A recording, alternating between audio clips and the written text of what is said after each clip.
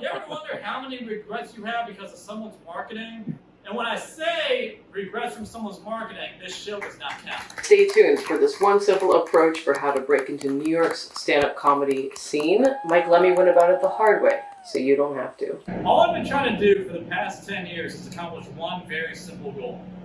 I wanted to figure out how to perform at comedy clubs at like 8:30 on a Tuesday night instead of 1 a.m. on a Wednesday morning. That's it. That's all I've been trying to do for the past 10 years is figure out how to go from performing for 4 people at 1 a.m. on a Wednesday morning to like 20 people at 8:30 on a Tuesday night. That's all I've been trying to do for the past 10 years. And I was kind of good, okay? I had some good jokes, especially if I was feeling confident, right? I became friends with this dude who like he wasn't booking a comedy club at the time. We just he's a producer of like a podcast, and we like became friends. And then he started booking the comedy club, and then like he asked me if I wanted to do a spot. So I said yeah, and then it worked out, you know. So it's an example of being friends with someone and having the friend help you out, you know, without the intention of like asking them for help, you know. Every good gig I've had is because of someone I knew. Right, yeah. I have trouble relaxing because I've been doing everything the fucking hard way. Because I thought that's what you're supposed to do when you move to this city. I thought you were supposed to just fucking struggle, you know? I thought you had to do that. And you don't have to go to Broadway Comedy Club at 1 o'clock in the morning to do a spot with no, like, you can if you want to, but like that shouldn't be your only opportunity to get on stage. It doesn't have to be your only opportunity to get on stage. I've been doing every single thing the hard way, especially trying to get all this love, acceptance, and approval from gatekeepers when I had all those things already in there. Really? Well, yeah, years ago, but I don't know. They still doing The Soviet politics? No one's gonna stop them this time. So I'm sure they can. I don't know if they do, but they can. Right above Kraine Theatre, there's a bar, a legacy from the USSR. You can come here and write in red line. You can stay up all night. Right above Kraine Theatre, there's a bar, a legacy from the USSR. You can come here and ride in the red light. You can stay up all night.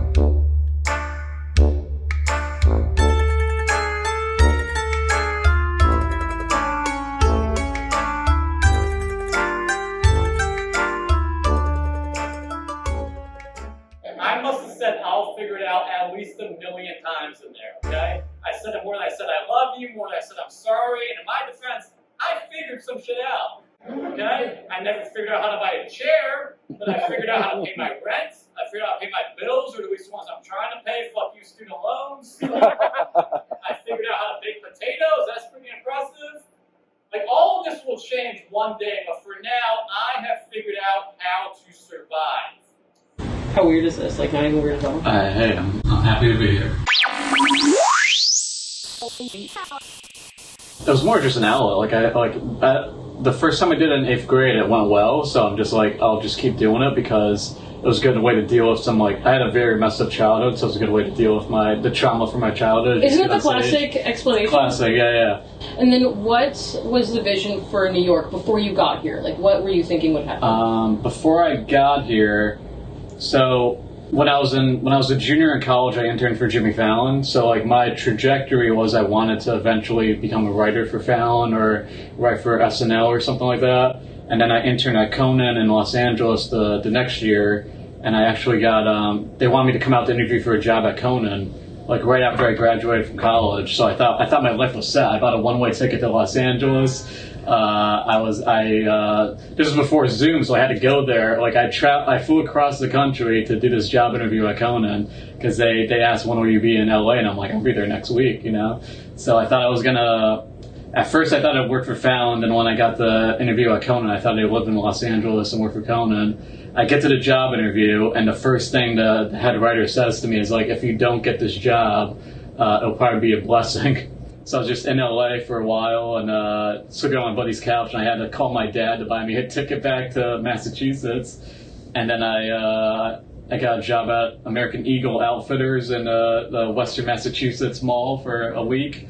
And then I interviewed for a job at Who Wants to Be a Millionaire, and that's how I ended up being a production assistant at Who Wants to Be a Millionaire, and that's how I moved to New York. Surviving was never my list of things I wanted to achieve, right? Either as being a good boyfriend or a good friend. All I've been trying to do for the past 10 years is accomplish one very simple goal, and it's going to sound a little ridiculous when I tell you it.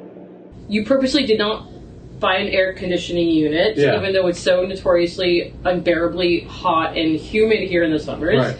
And you thought it would, suffering would motivate you to somehow work harder, work harder, Yeah. but in the end you were just hot and sweaty. Right, and screwing up relationships. I think that's the whole mindset of like moving to New York. You're like you have this expectation that's going to be rough, that you're going to struggle, you're going to have to like work your way, or at least I did. You have to work your way up, and I thought that like being any kind of comfortable is not focusing on the goal of getting on stage more. You know. So, do you remember when you realized that it was just making you hot and sweaty, not helping? I think I didn't realize that line specifically until I wrote the show. Yeah, I think. But once I got my first air conditioner, that's when I realized it. I think I must have been like 27 or something. Like I don't know how the math works, but yeah. What made you buy the AC? Did you feel like you were at rock bottom and you didn't even care about like? My dad kept talking, and like I just didn't want to have that conversation with my dad. And every summer my dad would be like, "Hey, did you get an AC? Did you get an AC?" And I just like. I finally just caved and got an air conditioner. It's good that you were dad. I was doing like midnight, 1 a.m. There's a place called Broadway Comedy Club in Midtown where I would go on at like 12:15, 12:30, 1 in the morning on like a weeknight to 4 people, 5 people. Sometimes the show would get canceled and they would tell you it got canceled. So you're coming from Brooklyn or Queens and you just get there and they forgot to tell you the show was canceled. But the thing about Healing Plus is like, I was still trying to be in relationships at that time too. Like the past 5 minutes, I was just talking about my work, like the random jobs I was having, the dedication I had to comedy, like how things weren't working out. But at the same time, I was trying to go on dates and trying to be in relationships, and like I didn't mention any of that in the past 5 minutes. And that's like when all this stuff wasn't working, I was just in a miserable place, and like I was hard to be around, like because I was so dedicated to making comedy work, to becoming a professional comedian at these clubs, that I was just neglecting everything else in my life while working all these terrible, like not terrible, but awful, like low-paying jobs. You know, low-paying jobs I didn't want to have. Yeah. Oh God, I hear that. Yeah. Okay, so it sounds like the 8:30 is slotted for like. It's like the pro show. That's like the 8 o'clock, 10 o'clock. Those are like the professional shows that, especially at like. Comedy clubs, they pay. Like those are like when you start to get those kind of spots, you can actually, if you get on like 2 or 3 clubs, you're doing like 2 or 3 spots on the 8 o'clock, 10 o'clock show, you're making like $50 per spot. You can actually start to make a living off that. Mm-hmm. And that's making a living off what you want to do, as opposed to waking up at 7 a.m. to get or 6 a.m. to get the Long Island Railroad to go PA on Sound of Music Live and Long Island, What holds you back from the 8:30 slot? Is it recognition or talent? It's both. It's a little bit of both. It's recognition, especially from the people that are in charge of the club. Like if people, especially like I mentioned, Broadway Comedy Club, there's different people that book different shows. So I got in at the I think it's like an 11 o'clock show or something that goes till 1 in the morning. So I got in there, but the person who runs the 8 o'clock and 10 o'clock shows, they're never there. They don't see you. And then sometimes the people that run the shows, the main shows, are there, but they don't see you perform. So the only way to get their attention is just to become friends with them, you know, and like make small talk with them and try to like get on their good side and like trying to impress gatekeepers, you know, trying to like suck up to them so they like you, so then they give you the stage time. Or if you are successful, if you've been on Fallon or you've been on Colbert or you've been on something on Netflix or something, then like that's your credibility. So you take that and then you're like, hey, I'd love to do your show sometime. I've been on Colbert, I've been on this, here's my video. But sometimes to get on those late night shows, you gotta be on the 8 o'clock, 10 o'clock shows at the club, you know? So how do you get there, you know? Yeah, it's like this little vicious cycle right. pierce through somehow. Right. Yeah. So I was thinking, like, do you have tips for how to shortcut paying your dues? Oh yeah, the shortcut is just communicate. That's the shortcut is like make friends that are make friends that you actually want to be friends with, and hopefully they're in at these clubs. Like hopefully some of the comedians that you're friends with get in there, and then they help you out.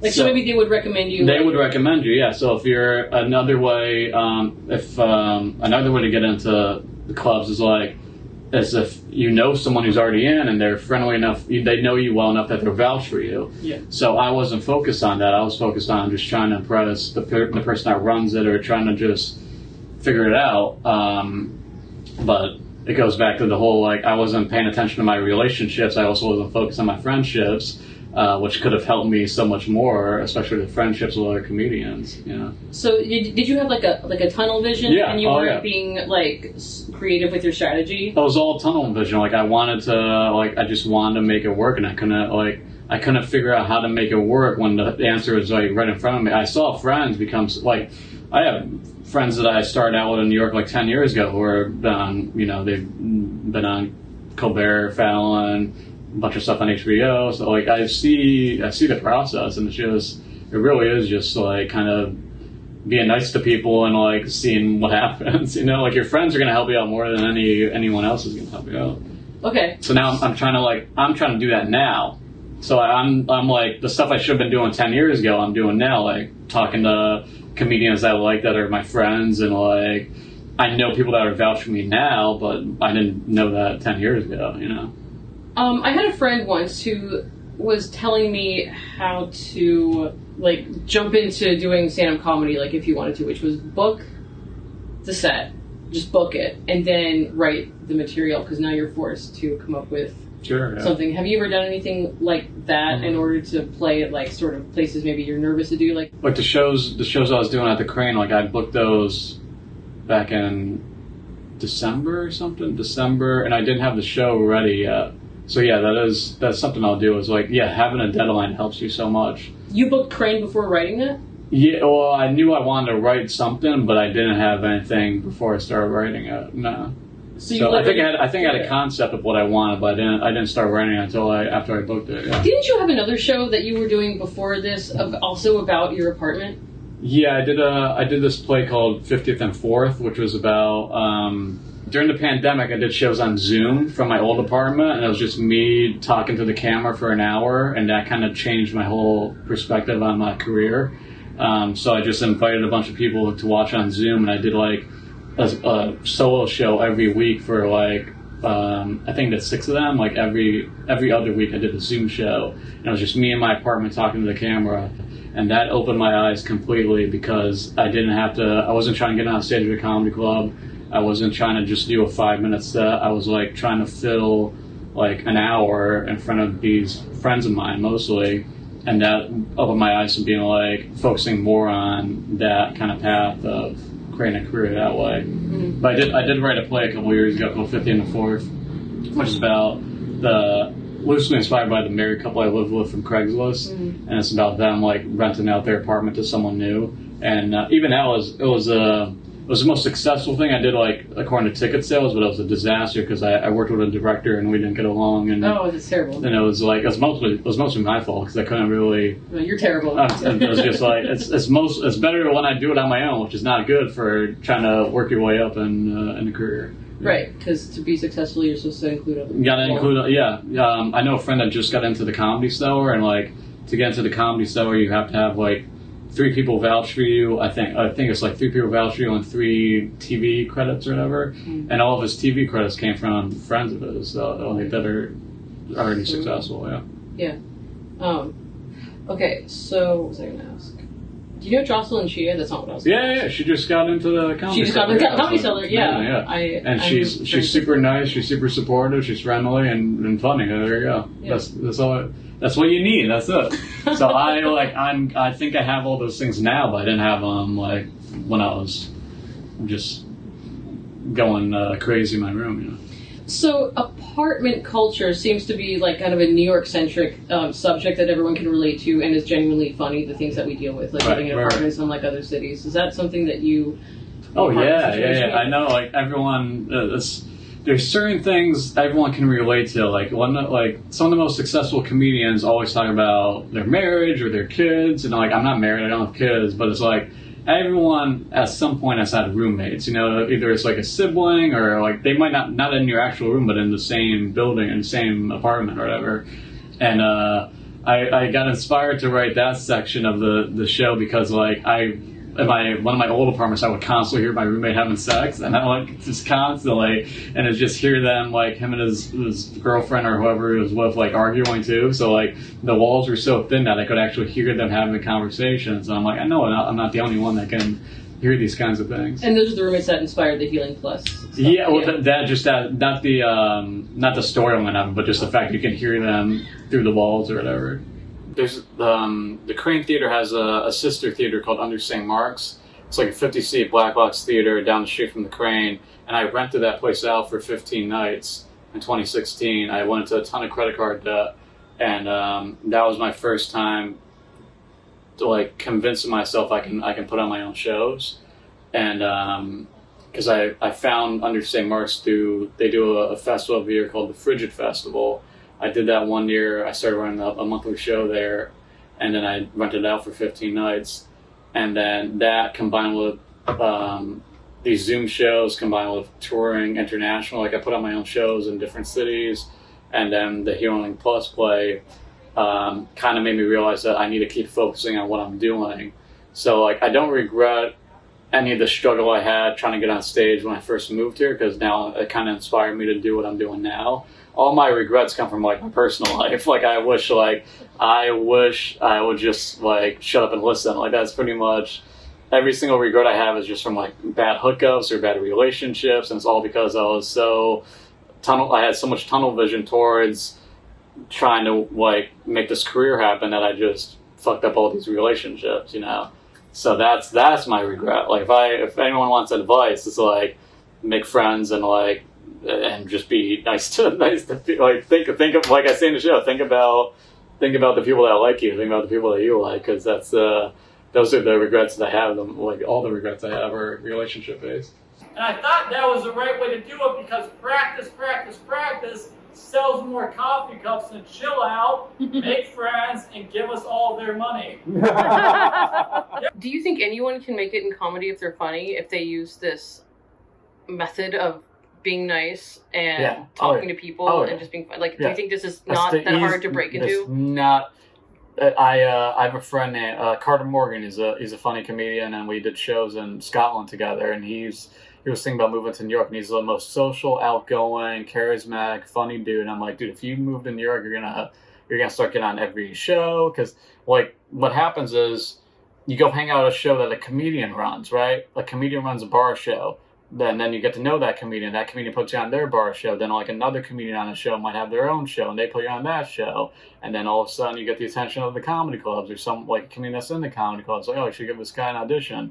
If you're social, nice, and funny, that's all you need. Okay, there's another comedian named PD Diabru, one of my best friends, and like he's one of those guys where if he walks into the room, every single person in that room wants to talk to him, just because he walks in with a smile on his face, he's in a good mood, and he's funny. So if you walk into a room and you just look miserable, that's not going to help you, okay? Or if you walk into a room and you're just like, you don't talk to anybody, you just try to think about how do I get on the show, the key is you talk to the people around you. That's how you get on the show. But I didn't know that for like, I mean, I knew that, but I didn't know how to do that. Like, I think I was so afraid I was also had really bad social anxiety, so I was too afraid to talk to anybody. So I was just so determined to think about how do I get on the show. I'll email the booker my video. I'll introduce myself via email, even though they're standing right there. You can just talk to them right there. So it's like, if you're social and funny and nice, that's all you have to do. Yeah. That's it. Yeah. So are you kind of cured of your social anxiety? Like, how did you overcome that? No, I'm not. I think that's why I'm still doing all these like independent shows. It's like, so I found this weird path that's like slowly starting to work. Like putting out, like renting out these theaters, traveling, doing my own shows is actually starting to work for me. So like, I can't stop doing that now, but I am getting better at trying to talk to people. Yeah, like what we're doing right now. Yeah, we're talking, we're hanging out, and it helps when it's in this kind of a setting. But like, I think I'm slowly getting over the social anxiety, but it's good that like doing this independent kind of stuff is starting to work. So like hopefully both of them keep getting better. Yeah. Can I ask how much card debt you went into for 15 days of shows? It was like $9,000, maybe more than that. Yeah. Are you still paying it off? Yeah, and then but I consolidate all of it with a debt consolidation company. Yeah. Any thoughts on that? Was it worth it? Totally worth it. It was worth it. Totally, because that like opened my eyes to like everything I'm doing now, like renting out the space, and then I did comedy shows in like conference rooms I rented in London and Rome, like 8-person conference rooms, and then like I do shows in art galleries, and like it kind of told me that like I can do a show anywhere. I probably won't do $9,000 worth of debt again, but like it was good because then I created my own like hour special out of it, and I put it on Amazon Prime for a while. So that renting out, I don't know if this is accurate because like I made great connections at the internships. Like I made great connections in the industry. I made great connections with friends. I have friends from those internships that I still have today. But like renting out that theater for 15 nights, career-wise, opened up way more opportunities than like those great internships I had. Interesting. Yeah. I like that. Louis C.K. give you some advice about that. Can you sort of just retell that really quick, how that went down? He told this story about how he thought he would feel successful when Carnegie Hall asked him to perform there. He said, I would feel successful when I got to play at Carnegie Hall, but he didn't realize he was rented. Like I think he ended up just renting out Carnegie Hall, so he told the story about how he played there. Plus, there's multiple rooms there. There's smaller rooms at Carnegie Hall. Yeah. I know a sketch comedy group called Three Busy Devers. They use Kickstarter to raise enough money to rent out one of the smaller rooms. So I had these two examples of how to get there. Just give them money. I had these two examples, but that seemed like the easy way. Louis C.K. was doing, before one, like he was premiering one of his specials at the IFC Center, and he did a Q&A session after it. And I was in the front row, and I asked him if he felt as successful as he was at the time. I think I asked him because I wanted to know like if you reach that level of Louis C.K.'s status, you feel like you've accomplished something, you know. And in the show, I say I wanted him to like give me reassurance that all the regrets I was making in my personal life would be worthwhile one day. I wanted him to tell me that like all these mistakes I was making would pay off or like be worth it. And the joke is I asked the wrong person, you know. It turns out I asked the wrong person. But he was like one of my favorite comedians, and like I mean, it was disappointing. Like obviously I don't know how to phrase this, but like I wish he was more honest about the things he did, you know, like because he was so honest about being kind of a dirtbag and being a gross guy. And it made you feel like you knew him, but he wasn't honest about the most disturbing parts of like his life, and that like. My mom has a saying. I don't know if it's a saying, but she sometimes will say like, "No one tells you the worst thing they did. They'll tell you the second worst thing they did." Right. And it was just like that when all that came out. I sent out apologies to like all my ex-girlfriends. Like I was just so like just grossed out by like.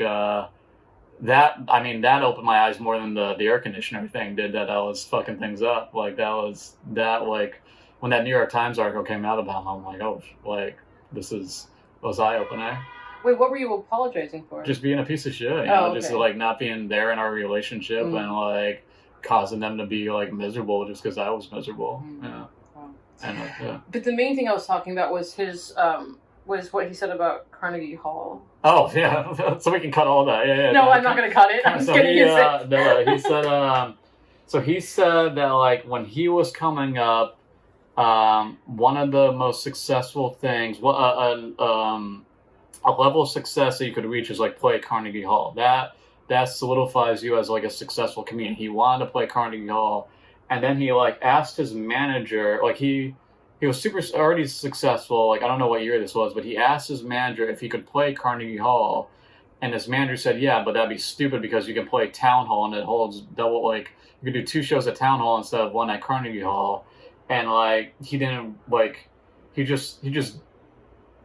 made it seem so much more easier and more realistic than the fact that you had to like work your way up and practice. Like you could do Carnegie Hall, but it'd be dumb because you can sell out Town Hall instead. And like he mentioned the fact that like you could just rent out the building. You know, you don't have to like impress anybody. Yeah. Yeah. Hey. Hello. You can check out Healing Plus, my new show about moving. Touring it around the country eventually. You go to MikeLemme.com and come to Philly, State College, Pennsylvania. I'm going to be in Elgin, Illinois coming up, and then eventually heading back to the UK, do some shows over there. So MikeLemme.com for Healing Plus info. $80,000. They don't give a fuck about practice. All you have to do is just pay. That's all you gotta do. Pay. And still respond to my shit, man. $80,000 is a ton of money for one show. I probably will not open with the sound my roommate's fucking on that one. But then again, you know I will.